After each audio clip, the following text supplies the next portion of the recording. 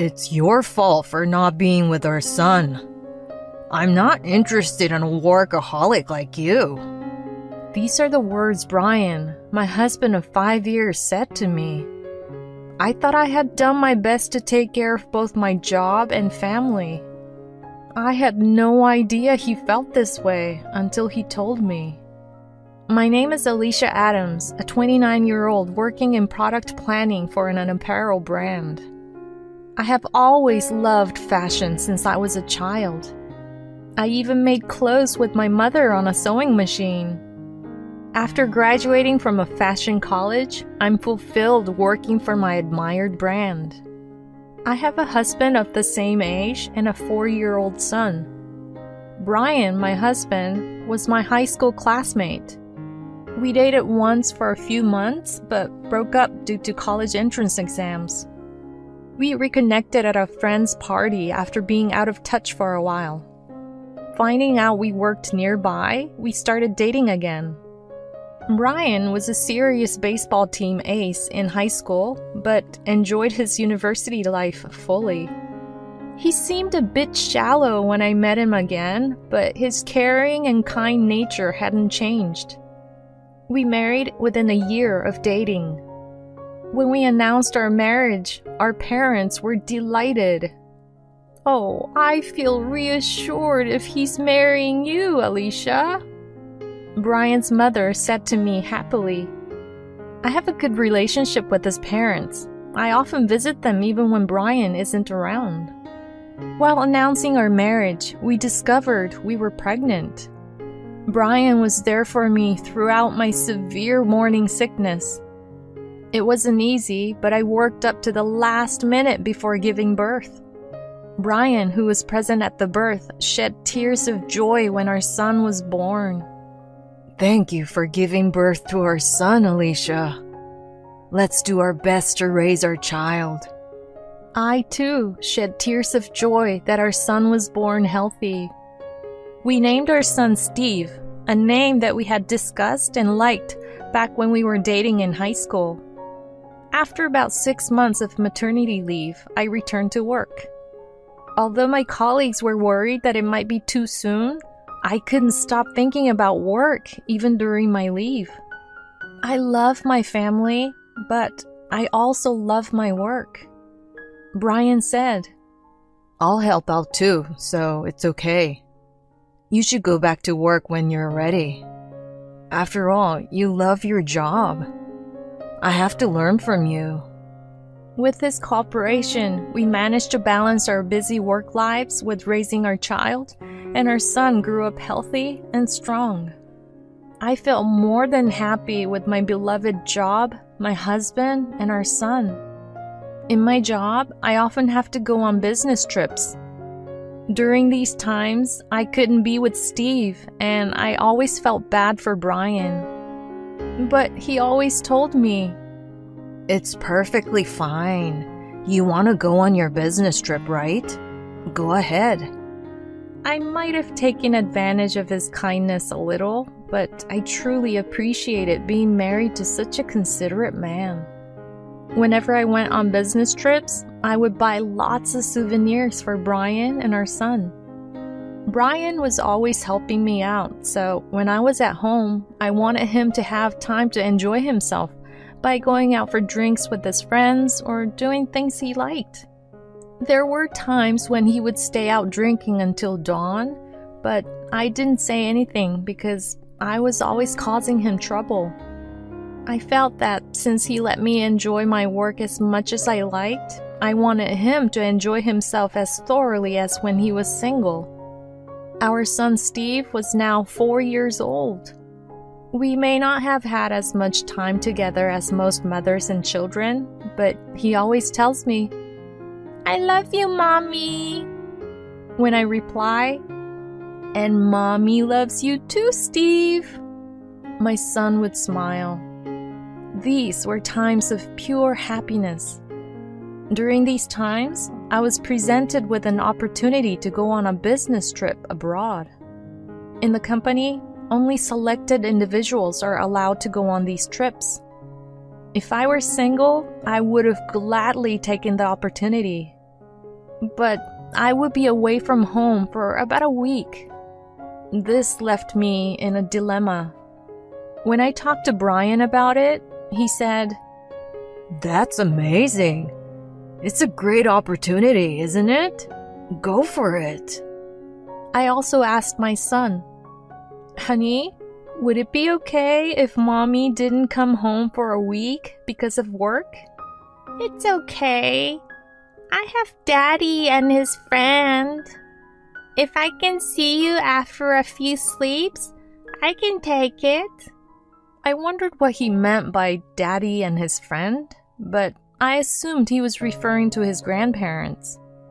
Brian told me that his parents often came to our home to help out when I was not around. I planned to bring back a lot of souvenirs for them as well. With this in mind, I set off on my overseas business trip. On the final day, work finished earlier than expected, so I booked a late-night flight and was due to arrive home the following morning. But I realized that if I changed to an earlier flight, I could be home by the end of the day, so I changed my flight details and returned to the US. Wanting to see Brian and Steve as soon as possible, I took a taxi, something I usually avoid, and hurried home. It was a Saturday evening, so I expected them both to be home. I rushed into the house with a ton of souvenirs, expecting to surprise them with my early return. I'm home! I shouted as I entered the house. Mommy! Welcome back! Steve came running towards me. Brian was nowhere in sight. Puzzled, I asked my son, Honey, where's Daddy? He's been out since the morning. He's coming back tomorrow. I was lonely. And his eyes welled up with tears. He must have been very lonely. I was shocked. Steve was only 4 years old. It was too early to leave him home alone, let alone for more than a day. What if something had happened? Steve wouldn't be able to use a phone or send an email. He probably couldn't call for help. Where could Brian have gone, leaving Steve alone? I was full of questions. I also felt angry with him. I knew he probably wouldn't tell me the truth if I asked him directly. So, pretending that I was still overseas, I called him. Hello? I'm coming back tomorrow. Where are you now? Yeah, have a safe flight back home. I'm on a trip with Steve right now. We'll be back home by the time you return. He rattled off lie after lie, as expected. I was disappointed with him and hung up after saying, I see. It seemed he had been about to say something more, startled by my reaction. I hugged Steve tightly.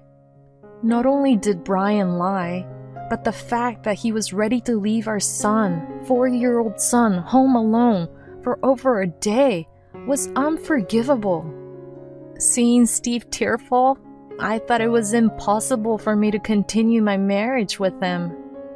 I gave Steve his souvenirs and cooked dinner, and we ate together. Hey, sweetie, do you know where Daddy has gone? I asked him. He answered, He's gone out with Mandy. I didn't know any woman named Mandy among our acquaintances. As far as I knew, Brian didn't have any sisters. Does Mandy come often? I asked my son. She comes to our house a lot when you aren't around, he answered. I was convinced that he was having an affair. After putting Steve to bed, I packed as many of mine and Steve's belongings as I could into boxes and suitcases. I decided to leave once my son woke up. As I packed, tears welled up in my eyes. Brian didn't contact me, presumably thinking I was still abroad. The next morning, I stuffed the car full of our belongings and went to my parents' house. "Where are we going, Mommy?" Steve asked curiously. "We're going to visit Grandma's house," was all I told him. My parents' house is about a 20-minute drive away. My father passed away a few years ago, and my mother is now living alone. She was surprised by the sudden arrival, but after dropping off our belongings and leaving Steve with her, I headed for the city office to get a divorce application. I returned home, left the divorce papers and my wedding ring, and wrote him a note. "I cannot stay with someone who makes Steve sad. Divorce me. Wishing you happiness with Mandy." And then I returned to my parents' house. When I arrived, my son was taking a nap, and my mother was furious when I explained the situation. She knew Brian since high school, and she kept saying, "I never thought he would do such a thing. He is so kind and serious." After Steve woke up from his nap, we three went out for a meal. I chose a restaurant known for its delicious hamburgers, Steve's favorite. Watching him happily munching on his hamburger, I knew I had to protect him. After the meal, we returned home and my phone rang. It was Brian. I'm sorry for lying. Please come back. I was actually visiting a college friend who was in a hospital after an accident. I asked my mom to take care of Steve, he said, obviously lying. I felt cold towards him, so I played a little mean and asked, "Is this college friend named Mandy?" He feigned ignorance.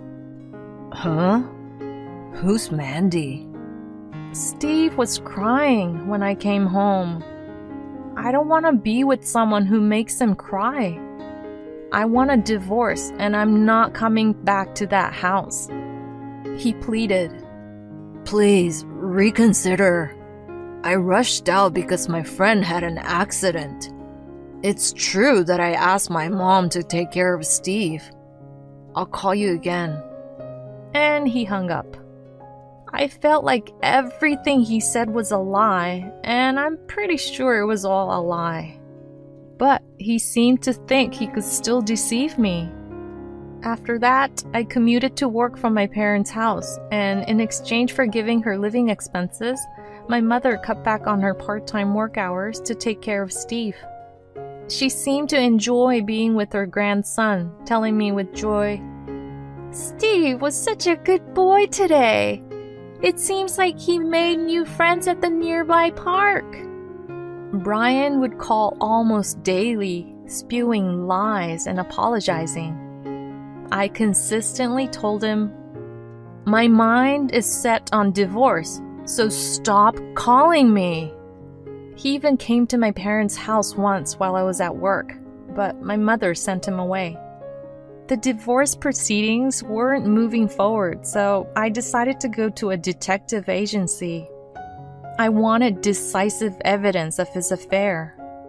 A few days later, the agency reported that Brian was spending nearly every day with a woman in her early 20s.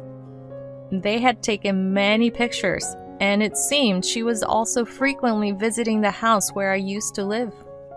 I was convinced that this woman was the Mandy that Steve had mentioned. Even as he was begging me to come back, it seemed he was having fun with his lover. I couldn't believe he could do something so despicable. I wondered what happened to the sincere man he used to be. One weekday night, I finished my work early, took the pictures I received from the detective agency, and went to the house where Brian was living. As I walked into the living room, I found him and the woman from the pictures watching a movie together.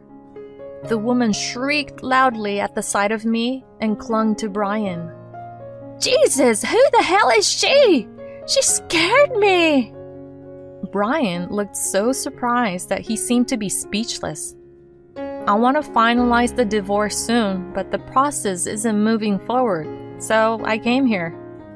Could both of you sit down here? Both he and the woman sat at the dining table silently.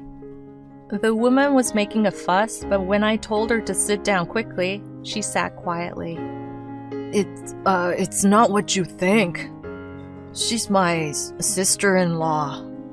He tried to lie again. Oh God, you don't have a sister, Brian. Enough with the lies.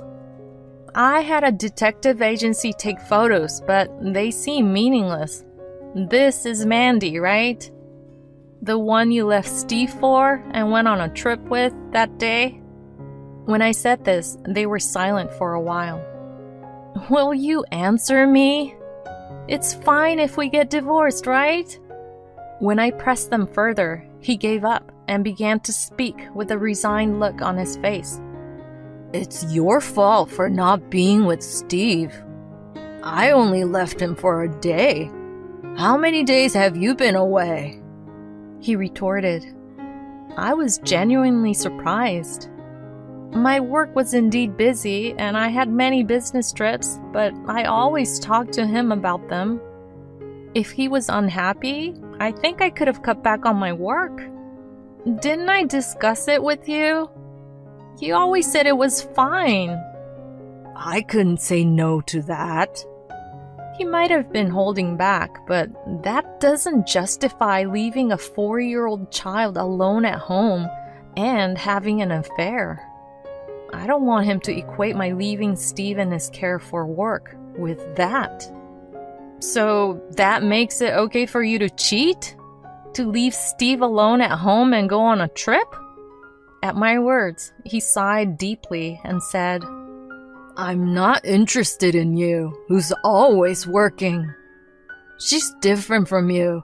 She's family-oriented and always puts me first. Steve's even attached to her. I don't mind divorcing, but we'll be the ones to raise him. It's not a lie that I asked my mom to take care of him that day. I also sighed deeply and made a call. Hello? You can come in now. He looked puzzled. The woman was still looking down. There was a few minutes of silence. Then the intercom rang, and I went to the front door to meet her. The one I called was my mother-in-law. When Brian saw her, his mouth fell open in surprise. Tell us, did Brian ask you to take care of Steve that day?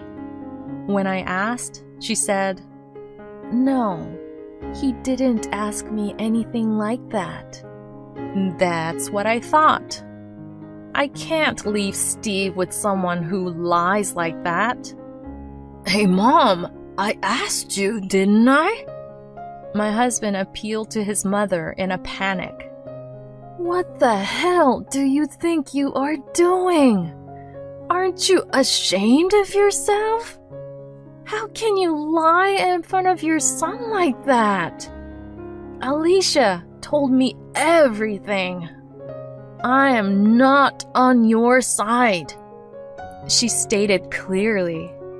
Before coming to this house, I had gone to her place, told her everything, and asked for the truth.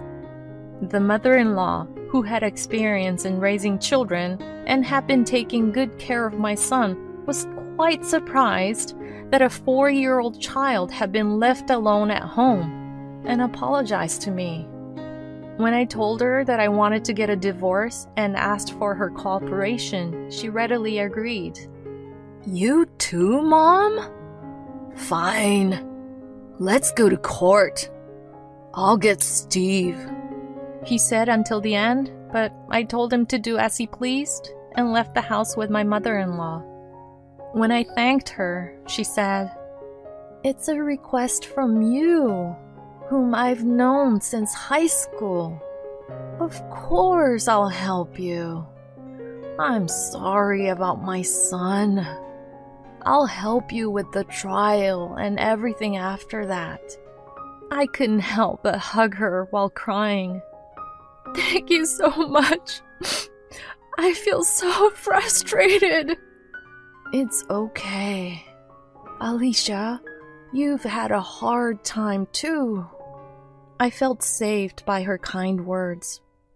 I drove her home and cried my heart out in the car alone while listening to my favorite music. I can't cry in front of my son, so I wanted to let out all my tears here. Once I finished crying, I felt much better. I decided in my heart to protect my son with all my strength. After that, the trial began. I knew I would win without trying, but Brian insisted on a trial. The divorce was granted easily, and I got custody of my son. The decisive proof of his affair played a big role. I was truly glad I went to the detective agency. I heard from my lawyer that my husband's mistress was a receptionist at the same company. Since it's a small company, the rumors spread quickly and she was forced to leave the company. Brian is still working there, but he's having a hard time, and he's soon to be transferred to a subsidiary. Even after his transfer was decided, he still wanted to get married, but she firmly refused. Her parents even stepped in to refuse him, which surprised him. I'm seeking damages from both of them. I think they should pay for the pain that my son and I endured. My son and I are living happily with my mother in my hometown. I thought about reducing my work, but my mother quit her part-time job to take care of housework and Steve while I'm away. It's her own decision because she wants to spend as much time as possible with her grandson. In return, I decided to pay for all living expenses from my salary.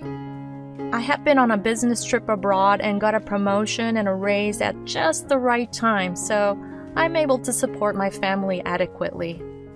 I pamper my son as much as I can when I come home from work, which I love. Sometimes I scold him, but I'm very happy to spend time with my son, who is growing every day. There's no chance that my son will be left alone at home in the future. Since we started living at my parents' home, I've never seen my son cry out of loneliness. I want to continue to watch my son grow with my mother.